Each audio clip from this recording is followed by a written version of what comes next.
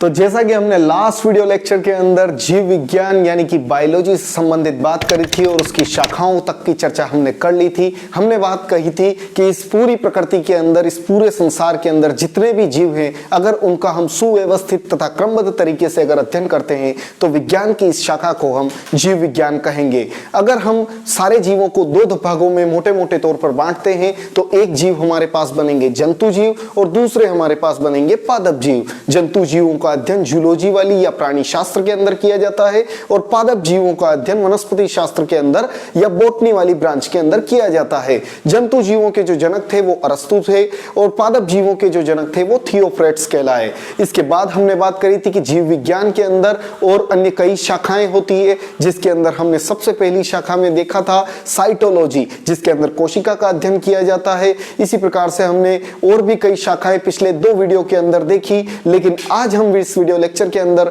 जीव विज्ञान का एक सबसे महत्वपूर्ण टॉपिक कोशिका विज्ञान की चर्चा करने वाले हैं, या यूं कहें तो साइटोलॉजी की चर्चा करने वाले हैं। तो बिना किसी देर किए चलिए चलते हैं आज की क्लास में और देखते हैं कोशिका विज्ञान।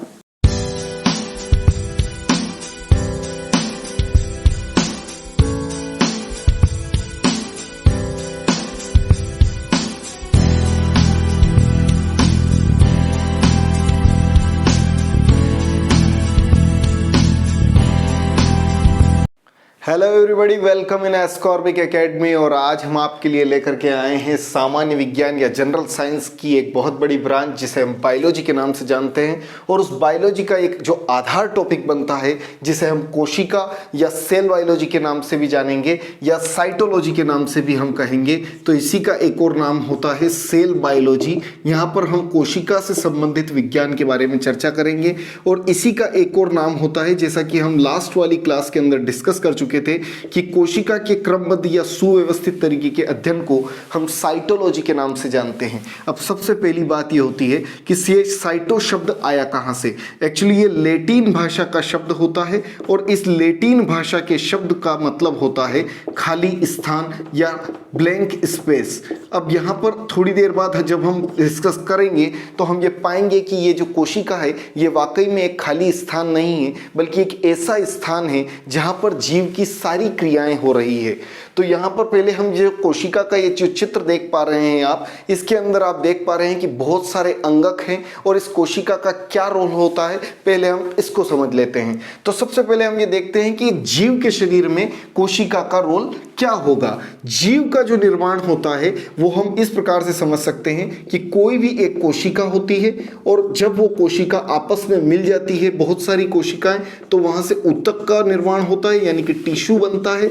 और इसी टिश्यू से आगे जाकर के अंग बनते हैं और अंग से आगे जाकर के अंग तंत्र बनते हैं। अंग तंत्र यानी कि ऑर्गन सिस्टम बनते हैं। अंग को इंग्लिश में ऑर्गन कहा जाता है। और इसी ऑर्गन सिस्टम से आगे जाकर के और पूरी बॉडी का निर्माण होता है, यानी कि पूरे शरीर का निर्माण होता है। हम इसको ठीक इसी प्रकार के उदाहरण से भी समझ सकते हैं कि जैसे कि कोई एक ईंट है और उस ईंट से मिलकर के दीवार बन रही है और उस दीवार से मिलकर के कोई कमरा बन रहा है, और जब बहुत सारे कमरे मिल जाएंगे तो एक पूरे घर का निर्माण हो जाएगा, एक पूरे शरीर का निर्माण हो जाएगा। इसी के साथ ये कोशिका का आपको रोल, मुझे लगता है कि आपको समझ में आ गया होगा कि किसी कोशिका का हमारी बॉडी के अंदर क्या रोल होता है। और इसी के आधार पर हम एक डेफिनेशन भी कह सकते हैं कि किसी भी जीव की संरचनात्मक एवं क्रियात्मक इकाई, मतलब कि फंक्शनल एंड स्ट्रक्चरल जो यूनिट होगी, संरचनात्मक और क्रियात्मक इकाई, उसको हम कोशिका के नाम से जानेंगे, या फंक्शनल यूनिट कह लीजिए या स्ट्रक्चरल यूनिट कह लीजिए, कि एक ऐसी यूनिट जिसके अंदर बहुत सारी क्रियाएं हो रही है। अब कौन कौन सी क्रियाएं हो सकती है? वो क्रियाएं पाचन की क्रियाएं हो सकती है, वो क्रियाएं श्वसन की क्रियाएं हो सकती है, वो क्रियाएं प्रकाश संश्लेषण की क्रियाएं हो सकती है। मतलब जीव की जितनी भी होने वाली समस्त क्रियाएं हैं वो एक ऐसी संरचना के अंदर होने वाली है, और उस संरचना को अपन नाम देने जा रहे हैं कोशिका। और इसी कोशिका को इंग्लिश में हम कह रहे हैं सेल, और इसी सेल का जो अध्ययन कहलाएगा वो कहलाएगा साइटोलॉजी। और इसी से कई बार कंपटीशन एग्जाम्स के अंदर सीधा सीधा वन लाइनर के क्वेश्चन बन जाता है। अब बात करते हैं कि ये कोशिका सबसे पहले आई कहां से, या जीवन की उत्पत्ति की अगर बात करें तो सबसे पहले जो थे चार तत्व थे। मैंने आपको लास्ट वीडियो के अंदर दिखाया था कि कौन आया था सबसे पहले, कौन आया था, मतलब कार्बन, हाइड्रोजन, ऑक्सीजन और नाइट्रोजन, ये 4 प्रकार के तत्व जब आपस में मिले और इनसे विभिन्न प्रकार की गैसें बनी, जैसे कार्बन डाइऑक्साइड बना, वाटर बना, यहाँ पर अमोनिया गैस बनी और बहुत सारे प्रोटीन मॉलिक्यूल्स टाइप बने, और यही प्रोटीन मॉलिक्यूल्स आपस में मिलकर के जीवन की उत्पत्ति के समय इन्होंने प्रथम कोशिका का निर्माण किया, या फर्स्ट एक सेल बनी। बाद में धीरे धीरे वो सेल विकसित होती गई और फिर धीरे धीरे और अन्य कोशिकाएं एक कोशिका से दूसरी कोशिका बनती गई और पृथ्वी पर जीवन की उत्पत्ति आरंभ हो गई। इसका मतलब हम ये समझेंगे कि कोशिका पहले कैसी थी, अल्प विकसित कोशिका थी, और बाद में कोशिका जो बनी वो विकसित कोशिका बनी। अब कम विकसित और अधिक विकसित कोशिका के अंदर क्या फर्क हो सकता है? जो कम विकसित कोशिका होगी उसके अंदर हो सकता है कि कुछ क्रियाएं नहीं होगी, उसकी संरचना पूरी तरीके से डेवलप्ड नहीं होगी, उसके अंदर जो पाए जाने वाले अंगक, जो हम बाद में अभी थोड़ी देर बाद देखेंगे या अगले नेक्स्ट वीडियो लेक्चर के अंदर हम देखेंगे, तो उसके अंदर जो पाए जाने वाले जो अंगक होंगे वो कम मात्रा में पाए जाएंगे या वो इतना अच्छा तरीके से वर्क नहीं कर पाएंगे। हालांकि वर्तमान समय के हिसाब से अगर हम देखें तो दोनों प्रकार की कोशिकाएं पाई जाती है, और जो कम विकसित कोशिकाएं होती है, जैसे कि हम देखते हैं ना कि पहले मोबाइल का एक दूसरा वर्जन आता है, सबसे पहले जो मोबाइल का वर्जन आता है उसको कहते हैं प्रो वर्जन, और उसके बाद जो मोबाइल का वर्जन आता है उसको हम कहते हैं अल्ट्रा वर्जन। तो प्रो वर्जन से ही हम यहाँ पर ये बात को कनेक्ट करेंगे कि जो सबसे पहले कोशिका आती है वो आती है प्रोकैरियोटिक कोशिका, जो कि कम विकसित होती है, और उसके बाद जो अल्ट्रा वाला वर्जन होगा उसको हम कहेंगे यूकैरियोटिक कोशिका। तो यू और प्रो इस टाइप से आप याद भी रख सकते हैं इसको, यूकैरियोटिक कोशिका। तो इस प्रकार से आप ये देख पाएंगे कि जो प्रोकैरियोटिक कोशिका होगी वो कम विकसित होगी और यूकैरियोटिक कोशिका अधिक विकसित होगी। इसके अंदर सारी प्रकार की क्रियाएं जो हम वर्तमान दशा के अंदर देख रहे हैं वो सारी प्रकार की क्रियाएं होगी। अच्छा, कुछ जीव जो निम्न कोटि के अंदर आते हैं, जिनके अंदर सारी प्रकार की क्रियाएं नहीं पाई जाती, उनके अंदर प्रोकैरियोटिक कोशिका होगी, और ऐसे उच्च जीव जिनके अंदर प्रकाश संश्लेषण, श्वसन, पाचन, उत्सर्जन, बाकी जितनी भी क्रियाएं हो रही है वो यूकैरियोटिक जीव कहलाएंगे, मतलब उनके अंदर यूकैरियोटिक कोशिकाएं पाई जाएगी।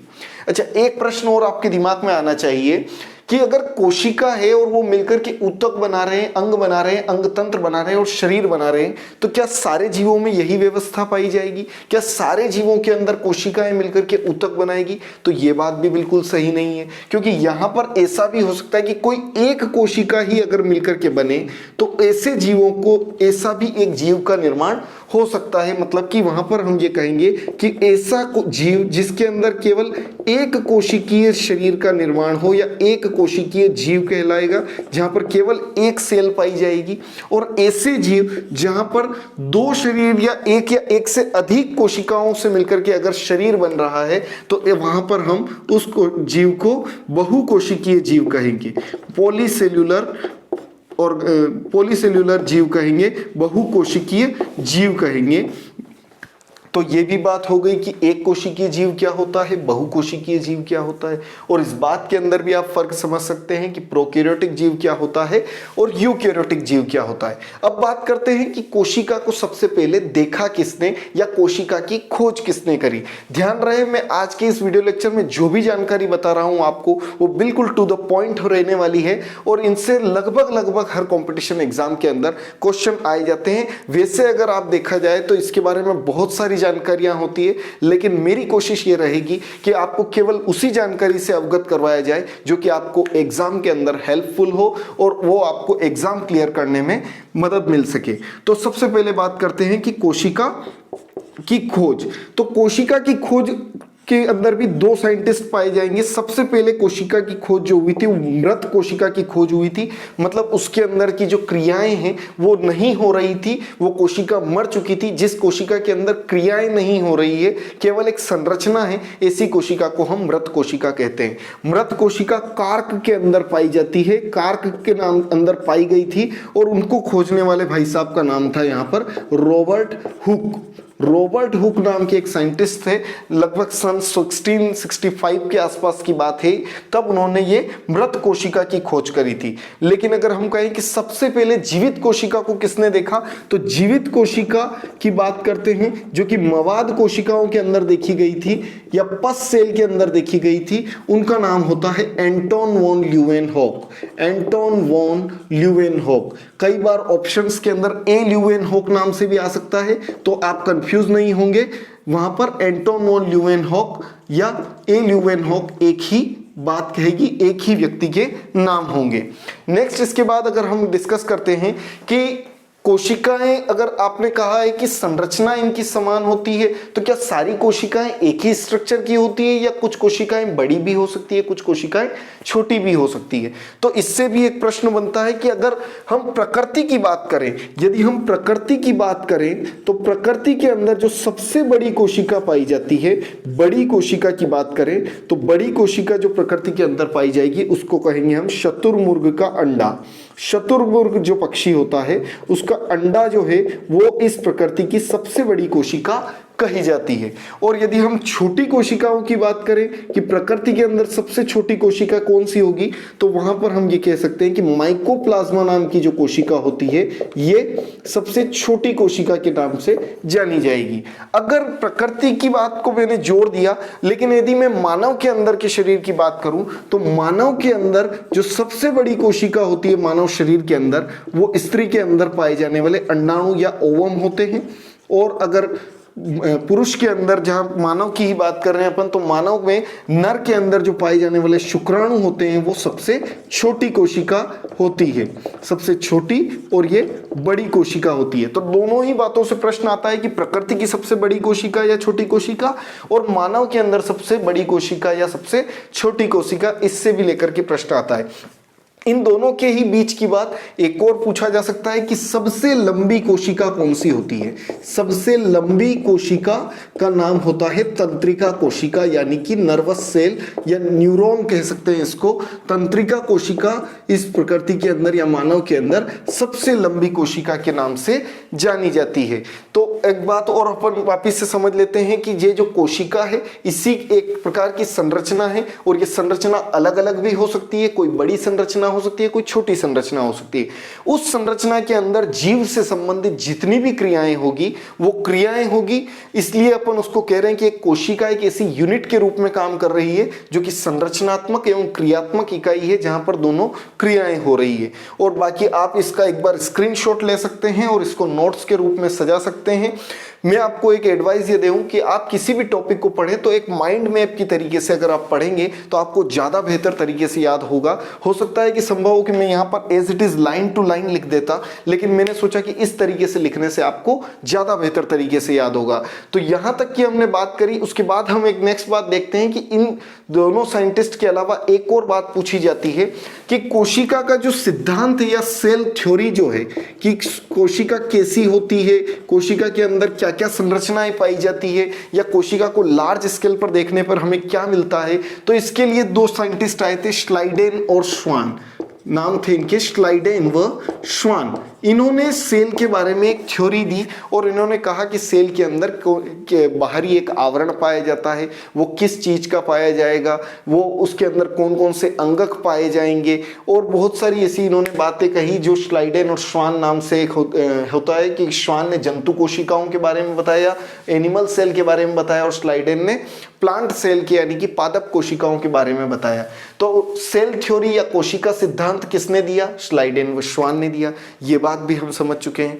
नेक्स्ट इसके बाद जो अपन देखेंगे कि श्लाइडेन और श्वान की ही बात को कंटिन्यू करते हुए नेक्स्ट क्लास में मैं आपको कोशिका का सिद्धांत समझाऊंगा या कोशिका की संरचना के बारे में बात करूंगा, जहां पर हम ये देखेंगे कि श्लाइडेन और श्वान के अकॉर्डिंग या कोशिका सिद्धांत के अकॉर्डिंग उस कोशिका में कैसे कैसे आवरण पाए जाते हैं, क्या क्या अंगक पाए जाते हैं, और वहां से भी जनरली क्वेश्चन पूछे जाते हैं। और आज वाले इस वीडियो लेक्चर से भी जनरली जो क्वेश्चन पूछे जाते हैं कि ये कोशिका से मतलब जो जनरली वन लाइनर बहुत ही इजी अगर क्वेश्चन बनाना हो तो वो यहां से बन सकते हैं। तो आज के वीडियो लेक्चर में केवल इतना ही। नेक्स्ट वीडियो लेक्चर में अपन जो सेल की है वो डिटेल से बात करने वाले हैं कि सेल के अंदर का मैटर क्या होता है। तब तक आप सीखते रहिए, सिखाते रहिए। शुक्रिया।